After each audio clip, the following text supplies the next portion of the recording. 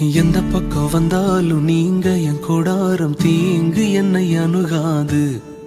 துர்ச்சன பிரவாகம் சூழ்ந்திட வந்தாலும் துளியும் என்னை நெருங்காது.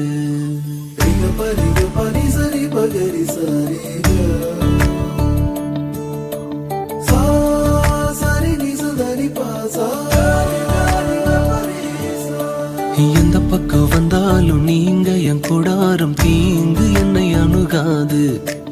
துர்ச்சன பிரவாகம் சூழ்ந்திட நின்றாலும் துளியும் என்னை நெருங்காது.